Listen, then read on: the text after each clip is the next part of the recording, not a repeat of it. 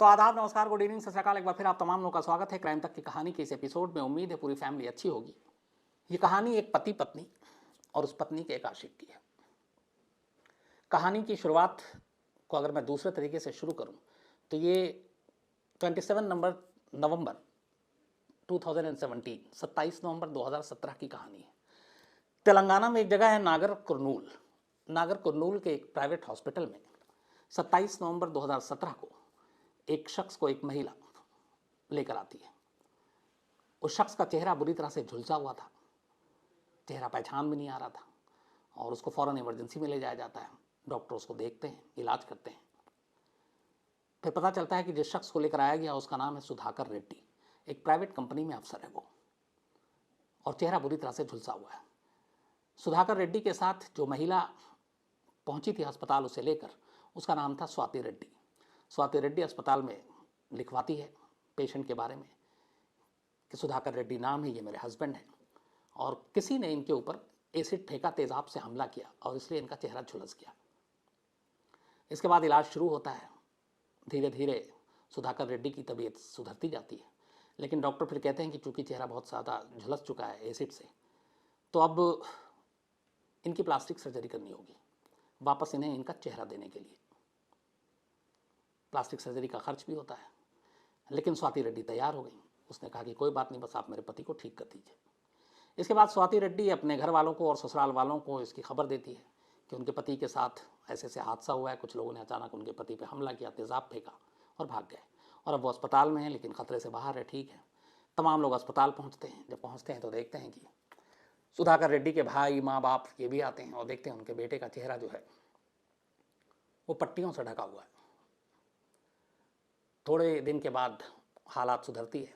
अब वो धीरे धीरे बात भी करता है, लेकिन बात जो करता है वो थोड़ा सा लड़खड़ा कर, क्योंकि मुंह के इर्द गिर्द भी तेज़ाब ने अपना असर डाला था, तो बोली और आवाज़ क्लियर नहीं थी, लेकिन वो फिर भी बात कर रहा था और सामने वाले सुन रहे थे।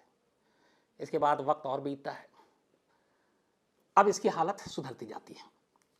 अब डॉक्टर कहते हैं कि इसके बाद पट्टी हटाएंगे, फिर हम प्लास्टिक सर्जरी करेंगे।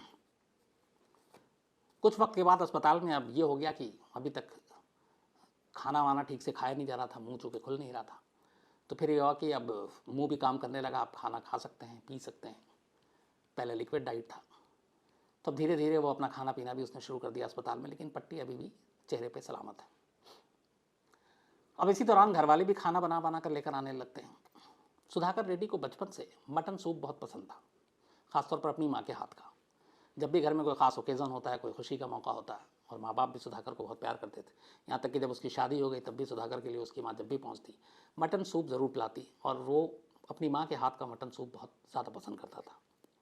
तो अब अस्पताल में जब हालत सुधरने लगी तो एक रोज़ माँ को खुशी हुई। उसने कहा चलो उनका बेटा अब ख़तरे से बाहर है, वापस ज़िंदगी मिली है, तो बेटे को खुश करने के लिए उसका जो फेवरेट मटन सूप है वो लेकर चलते हैं। वो अस्पताल पहुँच जाती हैं, बेटे को मटन सूप देती हैं। बेटा मना कर देता है, उन्हें लगता है कि शायद अभी मूड ठीक नहीं है, बीमार है, बट वो काफ़ी फोर्स करती हैं। फिर भाई कहता है छोटा कि भैया वो तो बड़ा पसंद है, बट तमाम जिद और गुजारिश के बावजूद सुधाकर रेड्डी मटन सूप पीने को तैयार ही नहीं होता है। ये बात माँ को तो इतनी बुरी नहीं लगती, उन्हें लगता है कि चलो ठीक हो जाएगा, उसके बाद पी लेगा, लेकिन छोटे भाई को कुछ डाउट होता है।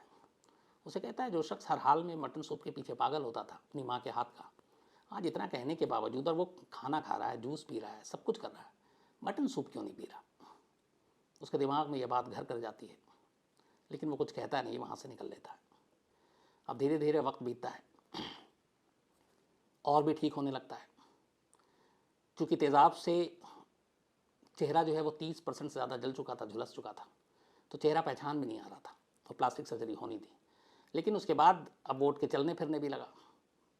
फैमिली वाले अस्पताल पहुँच रहे हैं तो देखते हैं कि उसकी चाल में कुछ फ़र्क है। फिर उसकी बातचीत, एक हर इंसान की अपनी, हर एक की ज़िंदगी में, बल्कि एक इंसान का जो व्यक्तित्व होता है, पर्सनैलिटी, वो सब डिफरेंट होती है। मेरी अलग होगी, आप लोगों की अलग होगी। तो उसे लगा कि ये मेरे भाई का जो स्वभाव था, जैसे बातें करता था, जैसे बैठता था, जैसे उठता था, जैसे चलता था, जैसे हंसता था, जैसे मुस्कुराता था, ये थोड़ा सा डिफरेंट लग रहा है। अब पता नहीं छोटे भाई को कुछ अजीब सा ही लगने लगा कि पता नहीं ये मेरा भाई है भी कि नहीं है। अजीब बातें करता है, जैसे वो पहले बहुत बातें करता था, अब ये कम बातें करता है। वो बहुत हंसता था, ये हंसता ही नहीं है। तो उसे कुल मिलाकर डाउट होने लगा। जब डाउट हुआ तो फिर सुधाकर के छोटे भाई ने एक दिन बिना घर वालों को बताए नज़दीकी पुलिस स्टेशन में पहुंच जाता है और जाकर कहता है कि ऐसे ऐसे एक मेरे भाई के ऊपर किसी ने हमला किया था। अच्छा, उसे ये भी था कि एसिड से अटैक किया और भाभी ने रिपोर्ट नहीं लिखाई। तो वो पुलिस को जाकर कहता है कि ऐसे ऐसे मेरे भाई पे हमला हुआ। पुलिस वाले कहते हैं कि आप लोगों ने रिपोर्ट लिखाई, बताता नहीं।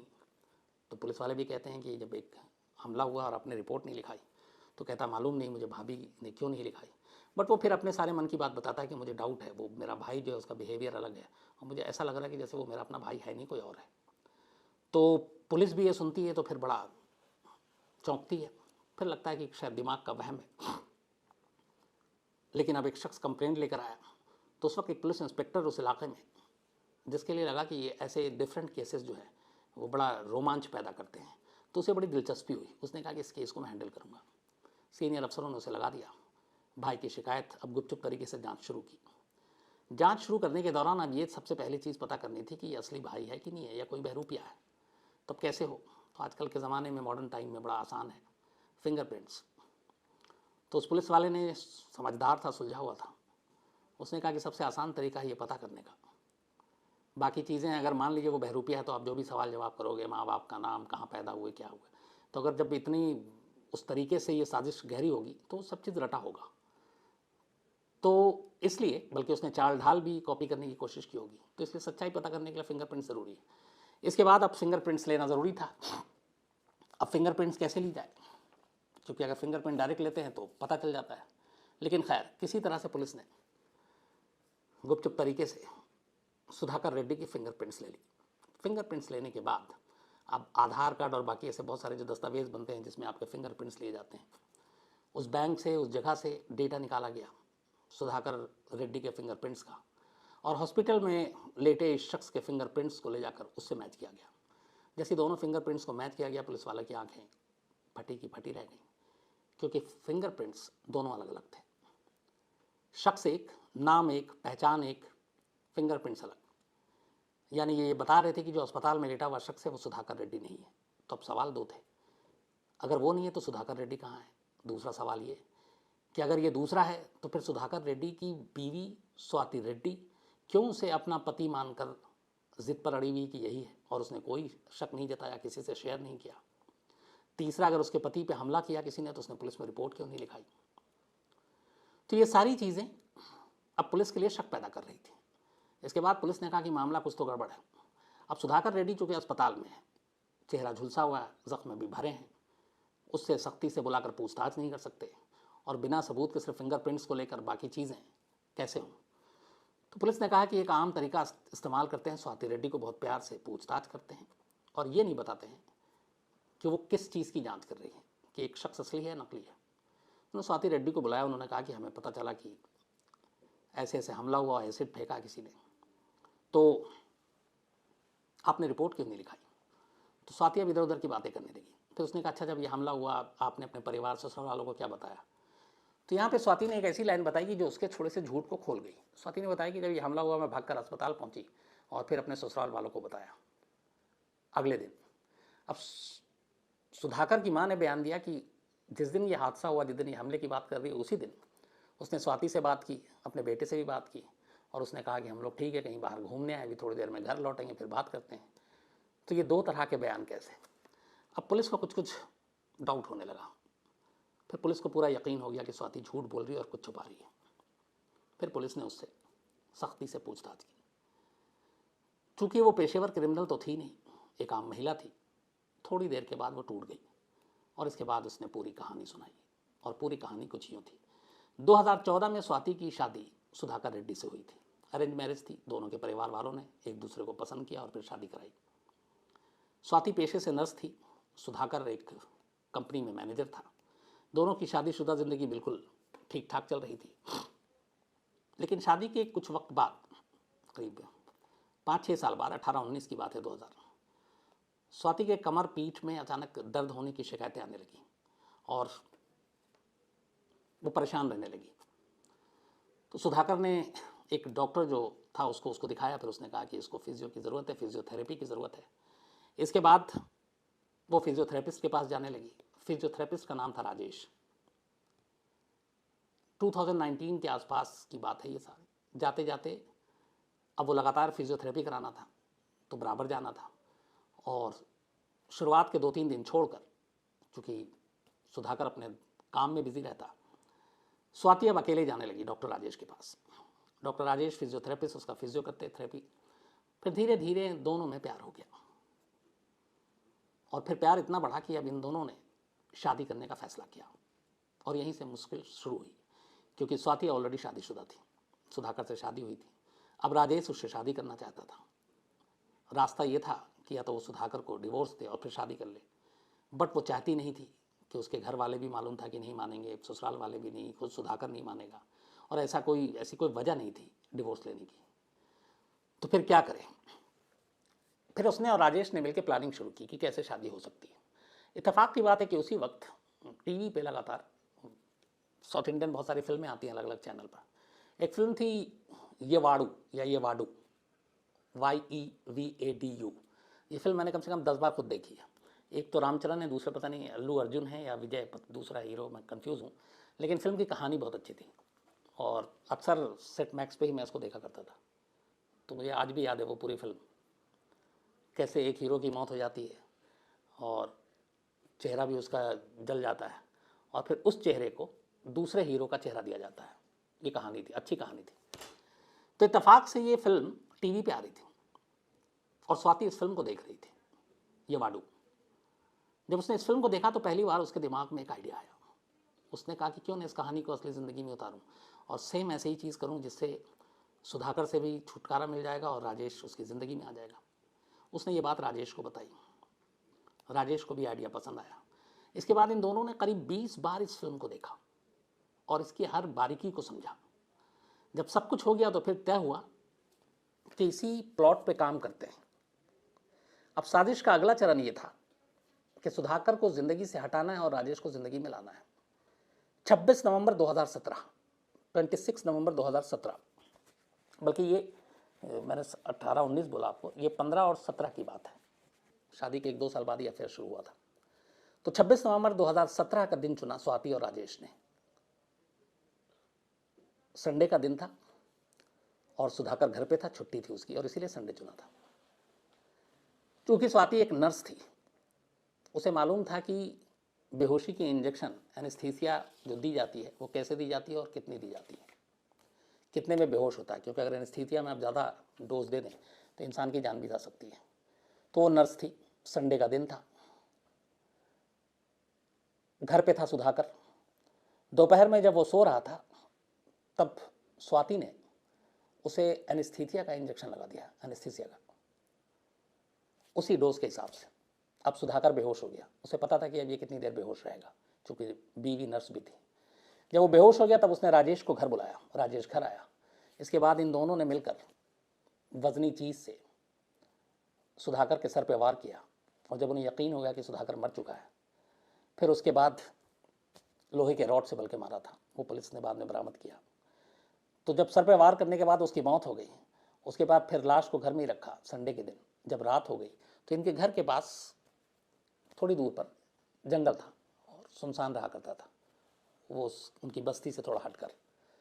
फिर इन दोनों ने गाड़ी में लाश रखी, जंगल में ले गए, और जंगल में ले जाकर एक गड्ढा खोदा, और उस गड्ढे को खोदने के बाद बाकायदा अपने साथ पेट्रोल ले गए थे और लाश को आग लगा दी ताकि कल को कोई सबूत ना मिले।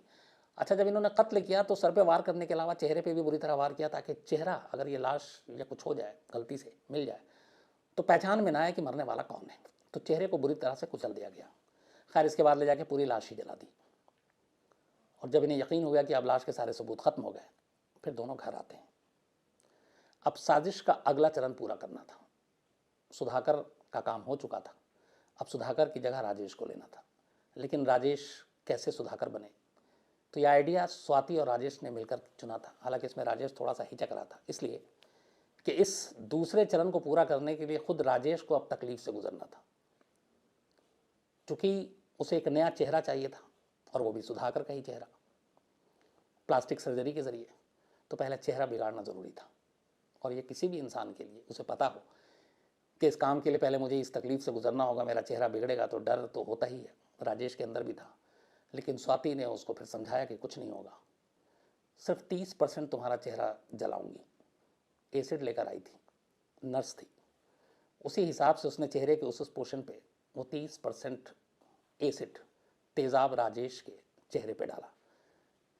उसे मालूम था कि 100% जलेगा तो फिर मुश्किल हो जाएगा, 30% में यह है कि प्लास्टिक सर्जरी के बाद ठीक हो जाएगा। तो राजेश का चेहरा उसने 30% तेज़ाब से जलाया, राजेश की मर्जी के साथ। और उसके बाद जैसे ही चेहरा झुलसा, ये बात है अगले मंडे की, यानी कि 27 नवंबर की। 26 नवंबर को पति का कत्ल, 27 नवंबर की सुबह। और उसके बाद फिर सीधे उसको लेकर अस्पताल भागती और जाकर कहती कि कुछ लुटेरों ने हमला किया था, और फिर वहाँ ले जाकर उसका नाम वही रखती जो अपने पति का था।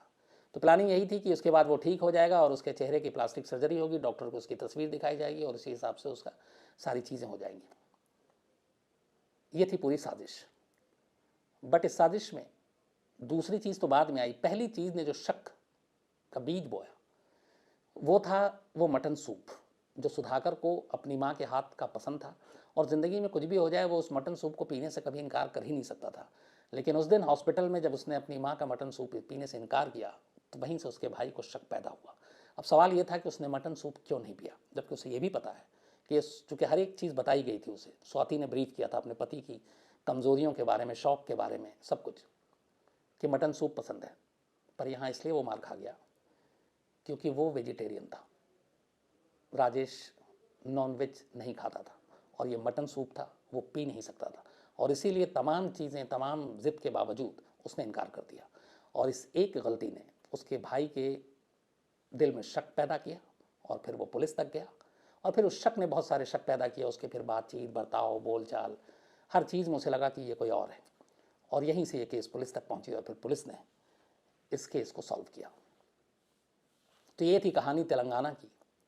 अब इस कहानी की दो चीज़ें हैं, एक पत्नी कैसे पहले अपने पति को रास्ते से हटाती है, और दूसरा जिसे वो अपना पति बना रही है, कैसे उसके चेहरे को खुद 30% एसिड से जलाती है।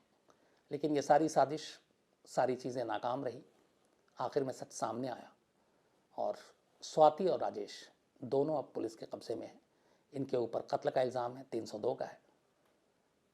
एक हंसता खेलता परिवार, एक अच्छी खासी शादीशुदा ज़िंदगी ज़रा सी गलती की वजह से बर्बाद हुई। और मैं कई बार पहले भी कई ऐसी कहानियाँ हुई जिसमें मैंने कहा कि अगर यहीं पे स्वाति और राजेश को वाकई शादी करनी थी और उन्होंने तय कर लिया था कि वो नहीं रहेंगे एक दूसरे के बिना, तो बड़ा आसान सा तरीका था। ठीक है, कुछ लोगों को बुरा लगता, लेकिन वो डिवोर्स ले सकती थी, कम से कम किसी के जान लेने का पाप करने से तो बच जाती। बट कई बार कहते हैं इश्क अंधा होता है, शायद इसीलिए ये मुहावरा है। तो ये थी कहानी स्वाति की, सुधाकर की और राजेश की। और ये कहानी जो शुरुआत में आपको बताया कि कैसे फिल्में समाज का आईना होती हैं। कई बार फिल्में जो समाज में होता है वो उठाकर कहानियाँ हमें दिखाती हैं, लेकिन कई बार ऐसा भी होता है कि जो समाज में होता फिल्में, जो फिल्मों में होता है समाज उसे भी उठा लेता है। तो स्वाति की इस कहानी और इस आइडिया के पीछे ये वाडू नाम की फिल्म थी, और उसने बाकायदा बताया 20 बार कम से कम उसने इस फिल्म को देखा था। तो आज कहानी में